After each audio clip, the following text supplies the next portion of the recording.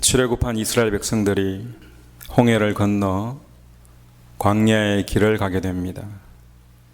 광야의 길은 출애굽한 이스라엘 백성들이 40년간 간 길인데 구원받은 백성들이 가야 할 길을 의미합니다. 이스라엘 백성들이 간 40년 광야의 길은 이 땅에서 저와 여러분이 가야 할 삶의 예표이기도 합니다. 그런데 오늘 본문에 보시면 광야 길을 가는 이스라엘 백성들에게 문제가 생겼습니다. 하나님의 명령대로 신광야를 떠나고 또 하나님의 명령대로 르비딤에 도착해서 장막을 쳤음에도 불구하고 와서 보니 마실 물이 없더라는 것입니다. 우리는 내심 기대합니다. 하나님의 말씀에 순종하면 그러면 무언가 풍족해질 것을 기대하는데 결과는 마실 물이 없는 곳이었다는 겁니다. 광야에서 물이 없다는 것은 죽을 수도 있다는 것입니다. 목마름이 해결되지 않으면 죽는 거죠. 저와 여러분의 인생 가운데에도 목마름이 있습니다. 하나님의 말씀에 순종하며 살아도 때로는 목마름을 경험합니다. 죽을 것 같은 상황에 달하기도 합니다. 사단의 종노릇을 끊고 새로운 삶을 시작했음에도 불구하고 이 땅에서는 여전히 목마름이 있을 수 있다는 것을 성경은 알려주십니다. 목마름은 영적인 것만을 이야기하지 않습니다. 만족하지 못하는 우리 인생을 두고 말씀하십니다. 지금 내 삶이 이런저런 이유로 만족함이 없다는 거죠. 그것을 목마름이라고 합니다. 무언가에 갈증이 있다는 거죠.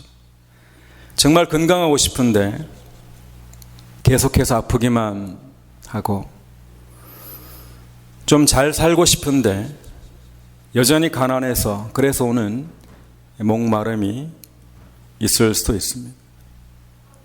여러분은 만족하십니까? 모든 것에 만족하며 그렇게 살아가십니까? 광야에서는 물이 부족한 것이 어쩌면 당연한 일인데 함께 물을 찾아보려는 시도조차 하지 않고 불평과 원망을 늘어놓기에 바빴습니다. 본문 2절에 보시면 백성이 모세와 다투어 이르되 우리에게 물을 주어 마시게 하라. 물을 달라고 아우성입니다. 그리고 3절에 보시면 그들이 모세에게 대하여 원망하여 이르되 당신이 어찌하여 우리를 애굽에서 인도해내어서 우리와 우리 자녀와 우리 가축이 목말라 죽게 하느냐. 원망하여 이르되 우리를 죽게 하느냐. 자신들을 살리려고 목숨까지 아끼지 않았던 모세였지만 모세에게 돌아오는 것은 심각한 욕설과 불평과 원망의 눈초리였습니다. 여러분은 지난 한 해 어떻게 보내셨습니까? 감사하며 사셨습니까? 아니면 때때로 불평과 원망으로 사셨습니까? 이스라엘 백성들이 모세에게 한 것처럼 우리는 하나님에게 그렇게 하지는 않았습니까? 우리는 분명 구원받은 사람입니다. 더 이상 죄의 종노릇하는 자들이 아니라 하나님의 자녀입니다. 하지만 이 땅을 살아가는 동안 우리에게도 오늘 본문의 이스라엘 백성들과 같은 목마름이 있습니다. 만족하지 못하는 것이 우리들의 인생의 정확한 모습입니다. 그것이 인간관계든 건강이든 물질이든 무언가 만족스럽지 못한 것입니다. 하나님을 믿는다고 하지만 실제 삶에서는 불평하며 다른 사람을 탓하며 그렇게 살아갑니다.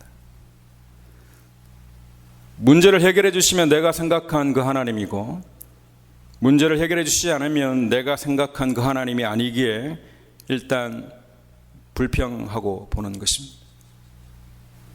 내 마음대로 되어야 하는 하나님, 내 생각대로 되어야 하는 하나님이 전부라면 우리는 언제든지 불평할 가능성이 있는 그런 사람들입니다.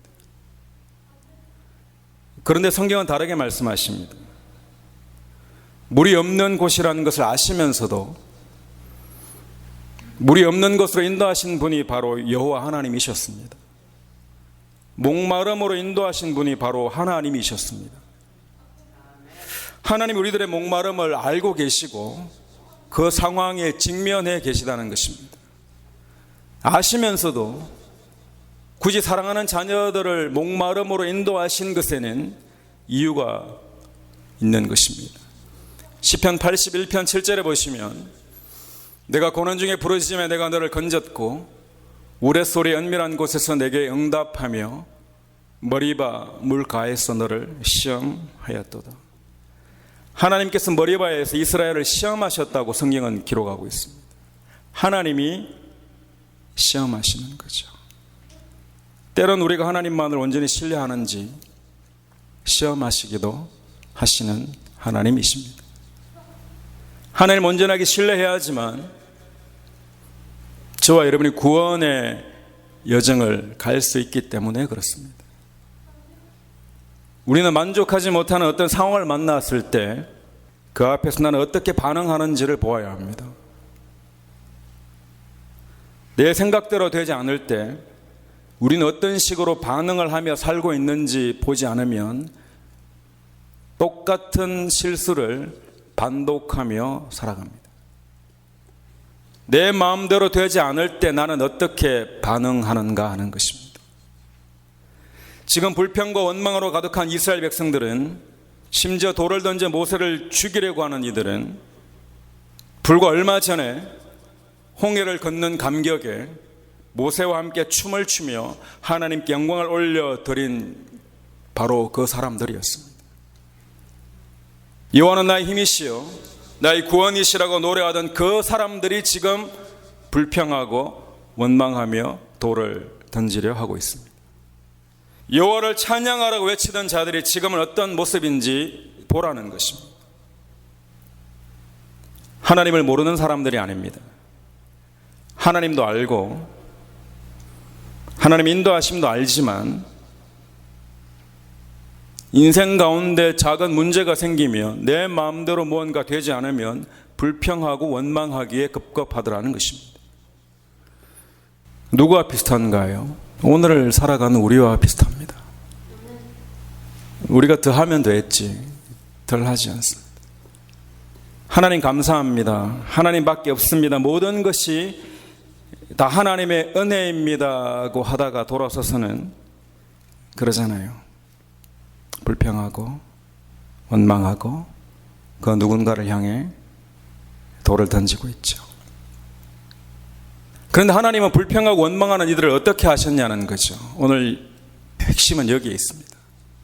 하나님 이들을 어떻게 하셨냐는 겁니다. 다 죽여버리지 않으시고 기회를 주시고 또 기회를 주시더라는 겁니다. 5절에 보시면 여호와께서 모세에게 이르시되 백성 앞을 지나서 이스라엘 장로들을 데리고 나일강을 치던 내 지팡이를 손에 잡고 가라. 내가 호렙산에 있는 그 반석 위 거기서 내 앞에 서리니 너는 그 반석을 치라. 그것에서 물이 나오리니 백성이 마시리라.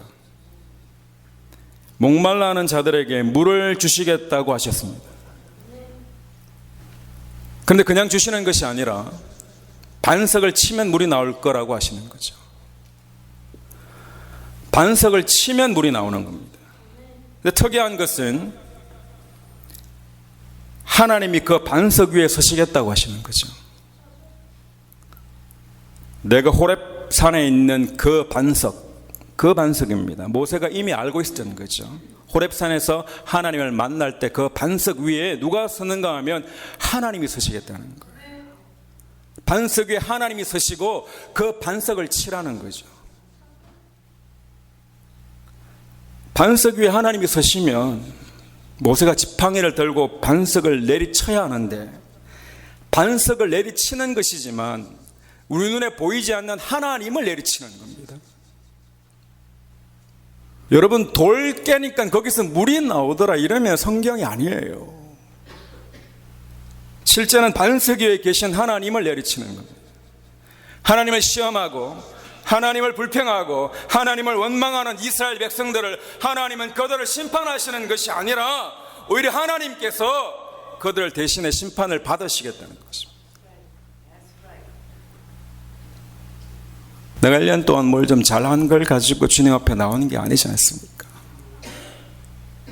그럼에도 불구하고 나를 붙들고 계신 여호와 하나님을 믿기에 이 자리에 와 있는 겁니다. 사도 바울도 이 구절에 대해서 정확하게 기록합니다. 고린도전서 10장 4절에 보시면 다 같은 신령한 음료를 마셨으니 이는 그들을 따르는 신령한 반석으로부터 마셨음에 그 반석은 곧 그리스도시니라. 반석이 누군가요? 그리스도라는 겁니다. 예수 그리스도로부터 생수의 강이 흘러나오리라는 것입니다. 여호와 하나님이 서 계신 반석, 그 반석을 예수 그리스도라고 성경은 정확하게 이야기하고 있습니다. 예수 그리스도를 때리는 것입니다. 여호와 하나님께서는 원망하는 백성들을, 불평만 하는 백성들을 심판하지 않으시고 그들 대신에 심판을 받으시겠다는 것입니다. 죄가 없으신 그리스도께서 죄인들을 위해 십자가에 달려 죽으신 것입니다. 그리고는 그 반석에서 생수가 나와 그들을 살리신 것입니다. 시편 기자는 이렇게 표현합니다. 반석을 여신즉 물이 흘러나와 마른 땅에 강같이 흘렀으니. 불평과 원망이 가득해서 죽어야 될 인생은 이스라엘 백성들이고 우리들입니다.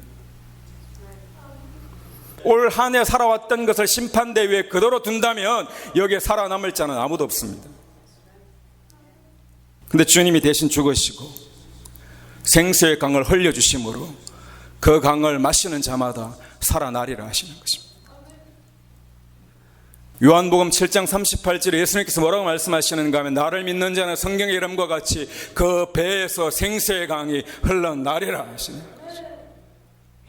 여러분, 예수 그리스도만이 우리 인생의 목마름의 문제를 해결해 주시는 유일한 분이십니다. 그거 이야기하는 거죠. 구약이 예표가 되어 예수님이 실제로 이 땅 가운데 오신 것입니다. 여러분의 인생이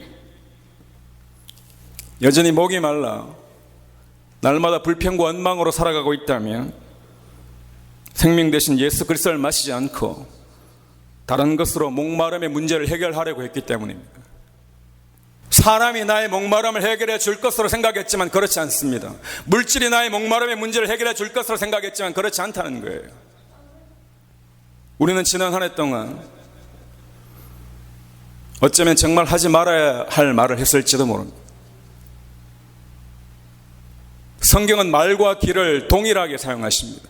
우리의 길이 곧 말이었습니다. 말이 곧 길이었습니다. 그런데 하지 말아야 될 말을 얼마나 했는지 모릅니다. 가지 말아야 될 길을 갔었습니다. 주님의 교회를 섬기면서도 내가 하는 것처럼 하면서 다시는 하지 않겠다고 불평하며 억지로 했을지도 모릅니다. 이런 교회는 처음 본다면서 자신이 판단자가 되어 교회의 머리 되신 주님을 비방했을지도 모릅니다. 섬기는 것은 싫고 뒤에 섬기는 자들 불평했을지도 모릅니다. 구원의 감격은 다 사라지고 나를 구원하신 주님에 대한 감사함은 다 사라지고 불평만 가득한 그런 자의 모습이었을지도 모릅니다. 더 심각한 건 아무런 관심조차 없었을지도 모릅니다. 그럼에도 불구하고 우리 주님은 이 못난 저와 여러분을 대신해 반석 위에 오르시고 채찍을 맞으신 것입니다. 그래서 지금 저와 여러분이 살아있는 거예요. 올 한 해 우리의 모든 것을 다 덮어주시기를 원하시는 겁니다. 또 용서해 주시고 또 용서해 주시기를 원하시는 거죠. 우리는 한 해를 마무리하는 이 시점에 회개해야 합니다. 회개한다는 것은 나는 잘못했습니다, 그것으로 끝나는 것이 아니라 새로운 마음으로 다시 시작하는 것을 회개라고 합니다. 다시 시작해야 합니다. 우리가 포기하지 않고 다시 시작할 수 있는 것은 주님이 나를 대신해 심판을 받으셨기 때문입니다. 우리는 이 사실을 믿기에, 주님이 나의 모든 죄를 사하심을 믿기에 다시 시작하려고 합니다. 불평만 하고 그것으로 끝내버리지 마십시오. 내 문제지하고 끝내지 마십시오. 원망만 하고 그것으로 끝내지 마십시오. 내가 잘못했어, 그것으로 끝내지 마십시오. 그렇게 하는 것은 우리 주님의 죽으심을 헛되이 하는 것입니다. 주님이 나를 위해 죽으셨습니다. 이유는 단 한 가지입니다. 다시 시작할 수 있도록 우리를 도우시는 것입니다. 이스라엘 백성들을 살리신 그 물은 주님이 주신 생명의 물이었고, 그 물은 지금 이 시간 성령 하나님을 통해, 말씀을 통해 저와 여러분에게 부어지는 것입니다. 생수의 강을 마실지어다. 우리 육신의 몸을 입고 있는 한 광야의 길은 목이 마를 수밖에 없습니다. 다른 것으로 채우면 또 목이 마릅니다. 저와 여러분 안에는 빈자리가 있습니다. 세상으로는 도저히 채울 수 없는 공허함이 우리 안에 있습니다. 술로도, 마약으로도, 사람으로도, 물질로도, 그 어떤 것으로도 그 빈 공간을 채울 수 없습니다. 그 빈자리는 바로 성령 하나님의 자리입니다. 성령 하나님이 임하시지 않으면 영원토록 공허합니다. 오늘 본문은 목마름에 대해 말씀하시면서 오직 예수 그리스도로만 채워지는 만족감이 분명히 있다고 말씀하십니다. 오늘 본문 바로 앞장에 무슨 내용이 나오는가 하면 하늘에서 내려오는 만나에 대한 이야기가 있습니다. 그리고 오늘 반석에서 나오는 신령한 물입니다. 하늘로부터 생명의 떡과 예수 그리스도로부터 나오는 보혈이죠. 떡과 잔을 예표합니다. 하늘로부터 내려온 떡과 반석에서 나오는 생명의 물로만 저와 여러분은 살아나는 줄 믿으시기 바랍니다. 다른 어떤 것이 아니에요. 도대체 나를 만족해 하는 것이 뭔지 보라는 겁니다. 다 그럴 거야. 그렇지 않습니다. 예수 그리스도의 생수를 마시는 자마다 영원한 만족감을 누리게 되어 있습니다.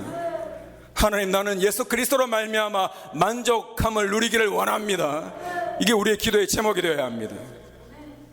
예수님이 이 땅에 오신 것은 놀라운 일입니다. 우리는 지금 한 해를 보내고 새해를 맞이하려고 합니다. 묵은해의 모든 불평과 원망은 주님이 다 책임지시겠다고 하셨습니다. 예수 그리스도 안에서 다시 시작해야 합니다. 지난 한 해 동안 우리를 인도하신 하나님께 감사와 영광과 존귀를 올려드리며 다가오는 새해에는 오직 예수 그리스도로 말미암아 만족함을 누리는 저와 여러분의 인생 되시기를 주님의 이름으로 간절히 축원합니다. 간절히 축원합니다. 함께 일어나셔서